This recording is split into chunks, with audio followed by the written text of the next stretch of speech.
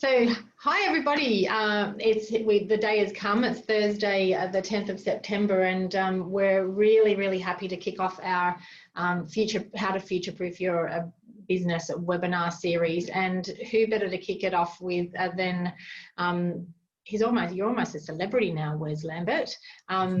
If you're not already, but I think, today we're going to go through an overview of what future-proofing your business looks like. We're going to cover quite a lot, but first, a little bit about Wes. I've got you down here like you're a certified practicing accountant, member of the FGIA, and the Directors of Australia. Is that the right? The Institute of Company Directors, yeah.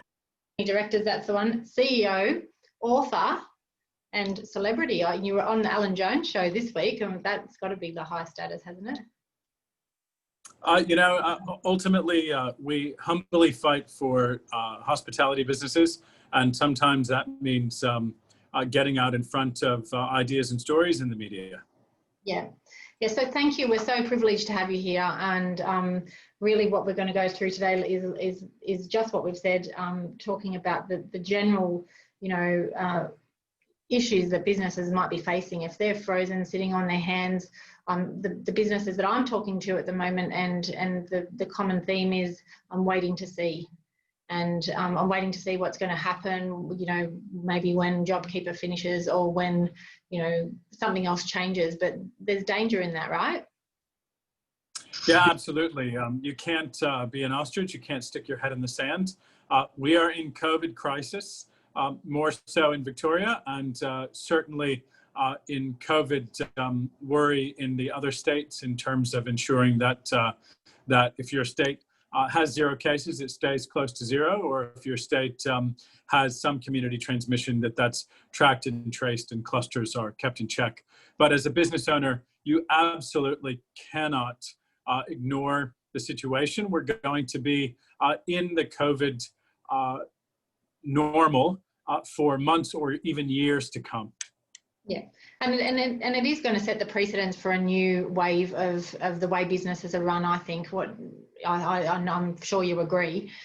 So what do you think is the most important thing? Where do people start if they're feeling frozen, sitting on their hand? Like I'm a big advocate of setting the plan, setting the goals, and having a plan to start with. I feel like that's one of the most critical things. Well, I'll go to some things that I wrote in my book, Saving Hospitality One Venue at a Time, the 7 pillars to pivoting your business through a crisis. Thank you. First, you need to seek advice. And so you need to go to your known advisors, like your accountant or your lawyer. But ultimately, they're going to be protecting you and your interests. And in this crisis, you need to be speaking to even competitors. We have coalitions of function and event centers that were staunch competitors pre-COVID, and now they're working together on solutions. Restaurateurs are now coming together, talking to each other. Were once hard competitors that are looking at solutions and how to pivot as an industry, not just as an individual business. So it is very important that you seek out good mentors and good advice. But as you said, Laura, it's about a plan. And that plan has to start with your financials. Many businesses will literally wait until the end of the year when it's tax time, and they'll give all their paperwork and all their files and data to their accountants and say, okay, I need a tax return. You need monthly P&Ls. You need to know roughly what your business is doing now, so that you can plan for your cash needs in the short, mid, and long term, so that you don't run out of cash, so that you are not facing a situation where, as JobKeeper tapers off, as the landlord code of practice begins to wane, and stimulus packages from the federal and state governments begin to fade away, it's very important that you know exactly what you need to be doing based on your history, which then leads into forecasts. You absolutely need to have a forecast for at least the rest of calendar 20, and then fiscal all of calendar 21, which would be the rest of fiscal 21 and into fiscal 22. It is very important that you understand what your break-even points are. It's very important that you understand how a drop in revenue versus last year, if that's going to allow you to continue trading in the lower seasons of autumn and winter by not having the spikes that you would normally get in spring and summer due to domestic visitors and international tourists, which is not going to be coming. We don't expect this calendar year. We do not expect domestic visitors to return to each state until at least Christmas, if not beyond, depending upon case numbers. And when the federal government tells us that we should not expect international tourism until at least the middle of 2021, we believe them. And we believe them because some of the largest markets for Australia, like the UK, like the US, they have wildly out of control COVID-19 cases. There were 2,500 cases last night in the UK. And in the US, they've stopped tracking and tracing because it is not effective. So ultimately, we do expect that those large markets into Australia just won't be open. And so even if we are able to return with bubbles of South Pacific, maybe early in 2021, and into Asia, as a vaccine becomes more widely available, if one is discovered, we don't expect wide international tourism until mid-2021. And so it's very important that you know in your business, can you survive? Could you survive? Are you able to break even? Are you able to earn enough profit to keep you through the low season? And if you're short, you need to know how much. You need to already know in advance, I need to find a source for this much cash for the next 6, 9, 12 months. Yeah, I'm glad I've got you today talking about the cash, because that's not one of the biggest parts of my expertise. But what I do see people talk when I'm talking to them, they're really finding it hard to do the forecast at the moment, because we look at history for trends and that sort of thing, and seasonality was a huge thing. But how do even, outside of the hospitality, how do people do you think keep their teams motivated when they've got sales sort of targets to set? What would you suggest? Look, that goes to the pivoting your business. Ultimately, we are in COVID. To say that things are going to go back to normal, I use an example from my book at the beginning of World War II. All planes were propellers. And even as late as 1941, all planes were propellers. And in just 4 short years, almost all planes were jets. Now, there was nothing wrong with propeller planes. Propellers are great, and they certainly play their part. But no one would say that they would want to take a propeller plane across any ocean going anywhere. Now, look, it has nothing to do with the fact that the old way was bad or the traditional way was bad. But what's happened is the hospitality industry needs to become a jet. And we need to accept and understand that things will never go back to the way they were. We will not go back to 8% delivery, now sitting around 30%. We will not convince diners to go back to, let's say, dialing phone numbers to make bookings. They want to do that on their phone. They want to do that on an app. And it's because it's consumer driven. Pre-COVID, there were 4 million people on all delivery apps in Australia, that's self and large company. And now there's almost 9 million. So this is consumer driven. Certainly consumers, have moved to Ubers for their transportation, which is safe in many circumstances, especially when you're out dining and drinking, which has disrupted the taxi industry, which was around for hundreds of years. I mean, you could take a horse-drawn taxi in the UK, 200 years ago. And so it is quite important to understand that that COVID-19 has absolutely accelerated the technological advancements in the hospitality space, and there is no going back. Nothing wrong with propellers, nothing wrong with phones, there's nothing wrong with the traditional way, and certainly that will have its place, but it is no longer a majority of businesses.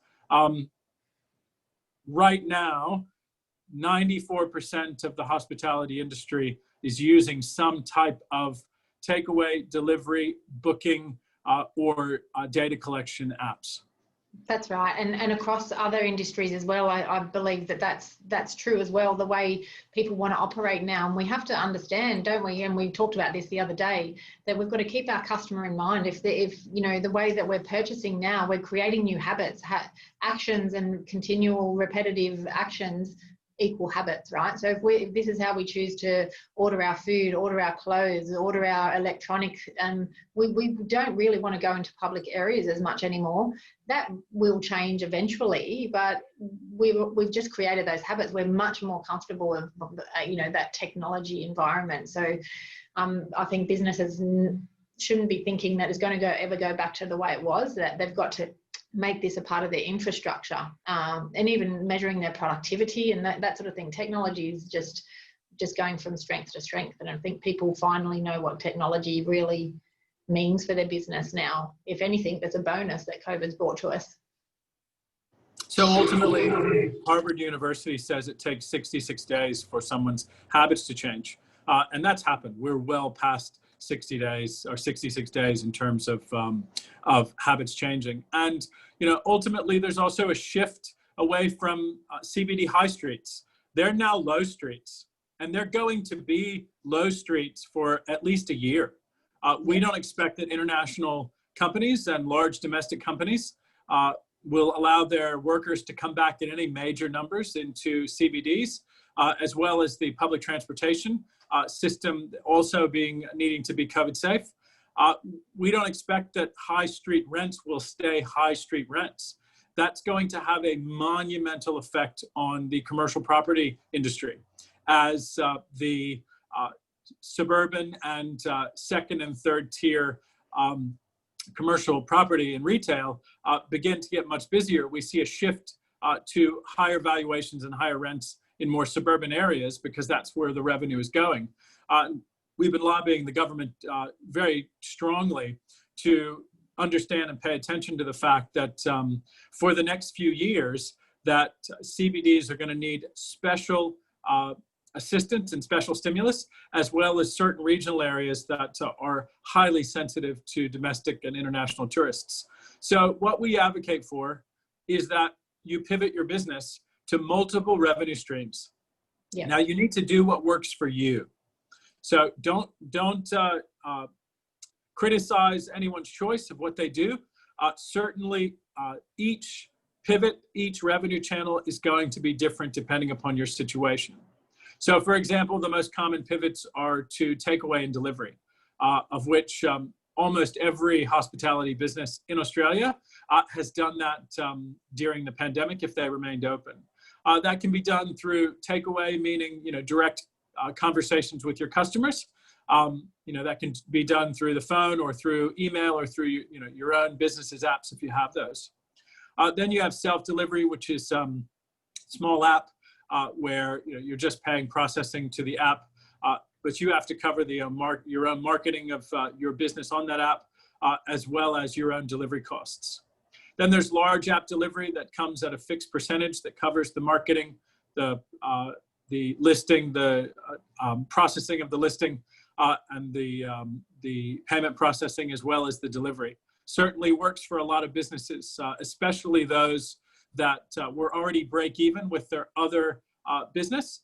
So if you're outside of Victoria and you have bums on seats and that covers all of your fixed costs, well, your additional revenue that comes from delivery is much lower cost because it only is the commission, the cost of goods, and maybe some incremental labor to make that food or beverage. So certainly if that works for you, then that's what you should be pivoting to. Then there's grocery. There's quite a lot of businesses that have pivoted to online and in-store retail, grocery, as well as their own branded products. Many businesses have worked very closely with restaurant and catering to get their labels right on their prepackaged meals and on their premixed cocktails. And they're selling them both online and in-store, in restaurant for people to take home, which is a huge change in our industry that has primarily been dine-in with a smaller proportion of takeaway and delivery.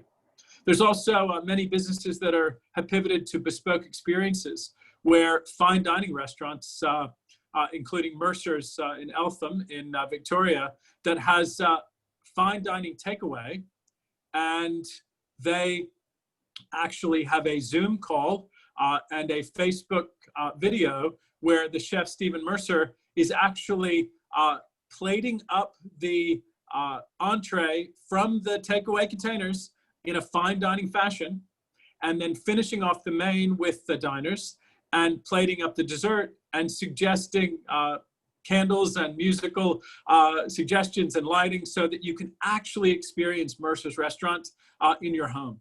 And so ultimately, we don't want the dining culture in Australia to fail or fade away, but it has changed. And, ultimately consumers, they want less touch points. They want QR codes on tables instead of paper menus. They want to be able to check into the restaurant without touching anything. QR codes to check in and QR codes to make the booking and apps to make bookings. And they certainly want to be able to order things from the table and speed the process up with many apps that allow them to add to or continue their order at the table. All of these things are good for hospitality. They actually increase the revenue and make it so that those businesses can increase their revenue channels and increase their revenue so that they can survive the pandemic and then thrive into the future. Yeah, and thriving is what we want. We don't want to be just surviving, do we? Because that's really just getting us through the moment, It's been exciting to see businesses across the board for me to get really innovative and diversify, to change lanes and shift gears a bit, a lot in some instances. So particularly the hospitality industry, they're creative, and the people who have had been solid and weren't falling apart in the first place are the ones that are surviving, because you've got people in postcodes. The same sort of outlet in one postcode, one has shut the doors and one's actually thriving now. Have you seen that? There have been some instances of that. Ultimately, the recovery of the hospitality industry throughout Australia is ultimately by postcode. And that has a lot to do with the shifting of revenue as well as seasonality. So for many regions of Australia, right now is their season. So in far north Queensland, they're going to be coming to the end of their season quite soon. And it was certainly nowhere near what it would have been in previous years. Western Australia, for example, it was quite a bit down July over July in revenue because of the typical domestic visitors, international tourists, students that would have normally come to Western Australia in July. An additional change to our industry will be the international students. They are not here. There are hundreds of thousands, millions of people who would normally be in Australia right now that are not here and not spending. So this will have a lasting effect. You can't make that up. We're not going to double the amount of international visitors in 2021. In fact, I would say that we'll be lucky if we have 25 to 50% of the same volume of international visitors in all of 2021. Yeah. And so we can't make it up in the future. This lost revenue that we will have lost in 2020 is lost forever.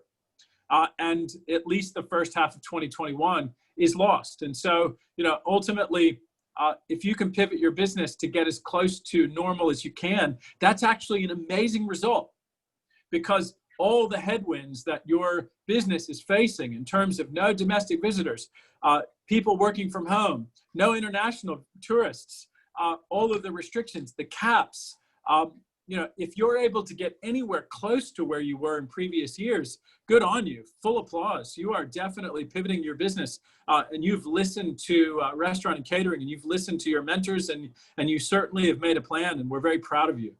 Yeah, absolutely. It's been lovely to see.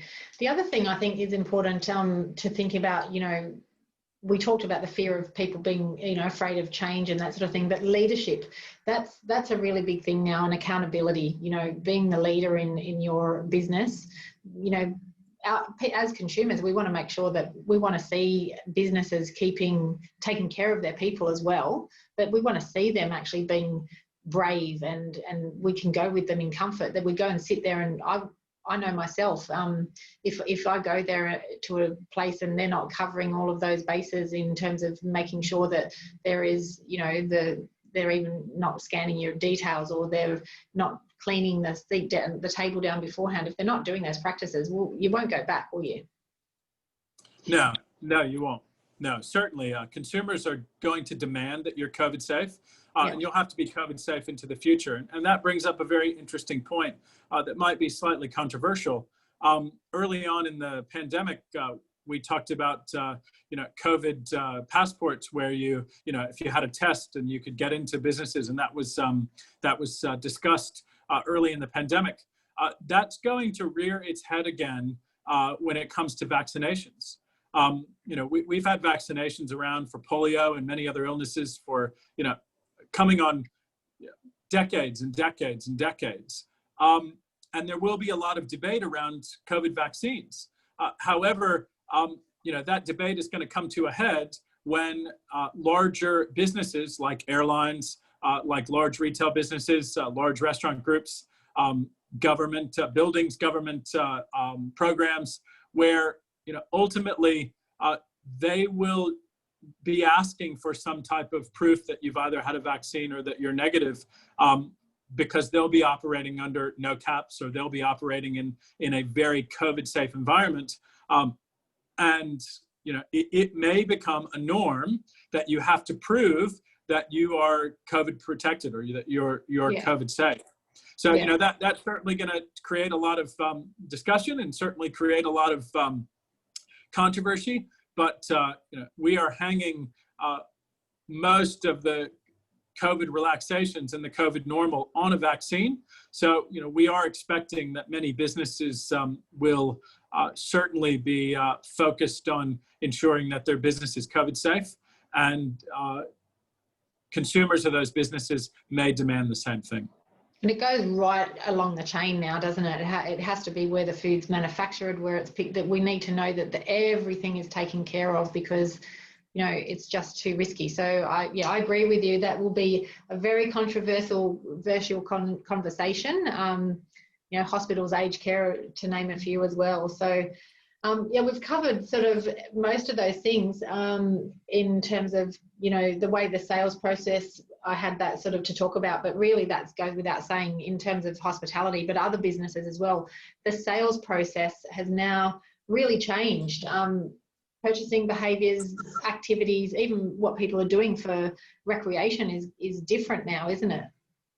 I mean, everything has changed. In fact, we're becoming a cashless society. Again, I'm not advocating that cash goes away, no. But this is one of our partners, the card network, and the restaurant cards that I now carry. It's no commission, meaning you can. Sorry, it's upside down. That's all right. I was listening to you more. You can buy this, in Woolies, and literally it's like cash. The restaurant processes it, and it has just the typical credit card surcharge, but it doesn't cost them anything. And things like this are absolutely going to be rolling out as options.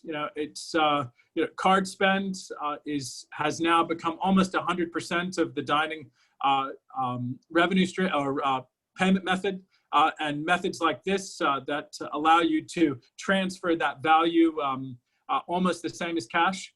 We do expect that the payment process is going to become very touchless and possibly cashless. In addition, we expect that many things are going to go online. So pre-purchasing your booking, so that everything's paid in advance, and it's all controlled by you, and exactly what you're going to spend in advance to go to venues, and certainly creating cash certainty for venues that are under heavy caps, including in Victoria, where while we may disagree with the roadmap, that we do expect that the hospitality industry is going to remain under density restrictions and caps for the foreseeable future. Yeah. And all those things will be an advantage, particularly for the hospitality industry, where you know, I know a few fine dining restaurants were doing it before this, but how well would you be able to forecast and budget what you're doing each day if you've got your meals pre-booked and your people are paid? Like, the cash flow problem's gone, the waste problem's gone. Then you won't be so afraid to do your P&Ls, and you'll be having that automation. It'll be really easy to push the button and see your cash flow straight away, won't it? That's right. So have you ever walked into a hotel with no booking and said, "I'd like a room, please," and not had at least a hold in your credit card for a booking or something in advance? Yeah. We've been doing it for a long time. In fact, I made the comment recently that you hand over your credit card and your ID to the hotel check-in manager every time you check in, and they make a copy of it, and no one's ever questioned what happens to that copy, right? And then we get get a little bit excited about having to check into a restaurant with our details. But every hotel you've ever checked into, you give you know, a picture of yourself and the credit card details for them to copy. In the addition, airlines, have you ever rocked up to the airline desk and said, "Hey, I'd like to get on a plane today and fly somewhere"? No. You prepay for your airline booking. You prepay for your hotel room. You prepay for, right? You prepay for lots and lots of things. Yeah. And we certainly are seeing in many cases where there are capacity limits on dining that prepayment is becoming more accepted. And I would tell consumers that it is going to become more accepted. And I would tell businesses, don't be afraid to do it. Yeah. Certainly, you know, if you're a smaller venue that offers premium casual or fine dining and you don't want the cash flow risk, look, your bookings are like the, you know, golden ticket. So don't be afraid to have price fixed menus, and certainly don't be afraid to prepay for bookings and then make refunds or cancellations or even postponements on a case-by-case basis. Yeah, I think consumers are a lot more sensitive now to the fragility of the restaurant industry, I'd say. So finally, as we sort of wind it up, we'll go through a bit of a summary, but I loved that this was in your book. You know, most of your pillars were things that I help my businesses with in terms of, you know, having the strategy, having the action plan, the accountability. I know you're passionate about, you know, your thoughts on, you know, the business owners being totally accountable, but I love this, and it's what I really suggest with people, that they have a mentor. Mentors, a support network, especially if you're a business leader. It can be very lonely when you're in a position of leadership and you're trying to drive and steer the boat and navigate through, especially through tough times. So yeah, I just wanted to acknowledge that and wondered if you had anything to add. No, you know, certainly my book is free for restaurant and catering members. So if you're a member, contact your membership manager and they'll send you a digital copy. Yeah. And look, we're here to help as an industry association. I'm here to help as a hospitality professional. Certainly always available to any hospitality business. We're in crisis. I would say that we're in a war, and we are the military that is fighting the battle for your hospitality business, and we're definitely there for you.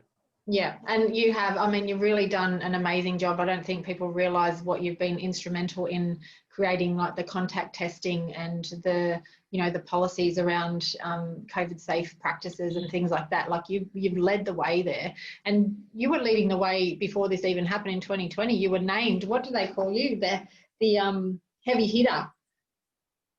Yeah, so most influential hospitality heavy hitter. So South Australia, thank you, South Australia, named me one of the 20 most influential hospitality heavy hitters in South Australia, along with names like Maggie Beer. You know, I was very honored to be named hospitality heavy hitter, but we worked very, very hard in South Australia to get dining reopened, and certainly relaxed as soon as possible. I sit on a task force that speaks to the Premier on a very regular basis. and have a direct line of communication to the Premier as it relates to restaurants and hospitality. And the Premier in South Australia has been very, very successful in his plans and ideas and rolling out the easing of restrictions for our industry. Yeah, well done. I think your mission's great. So I thought I might just go through a little bit of a recap. So basically, we've got to have clarity in what our future is, right? So a plan is one thing, but you've got to have people and systems to support the plan, of course. But you've got to have a plan, a vision of where the business goes, and review that plan so you know you're on track, and also whether you need to change it. So that's the first one. Know your financial status always. Take action and be accountable. You know, if you're the leader of the business and you're not leading in the way that you want your business taken, then your people aren't going to follow. They'll either be unmotivated to do so or afraid to do so if you're not leading. Get a mentor or be a mentor. Think about the beautiful way of giving back and helping people who are who could learn from your knowledge, and just embracing technology and diversification. And the most important thing, I think, is not waiting to see what happens. You've got to take action. Absolutely. And ultimately, as sad as this makes me to say, you have to come to a point where you accept that it might be time to end your business. If you realize that you aren't going to make it through the COVID crisis or through the recovery period, do not be afraid to start over. Do not be afraid to say, this didn't work and it's not my fault. It is because of the pandemic, and I'm going to put pause on my business, or I'm going to move my business somewhere else. There's nothing wrong with that. There are many great business leaders that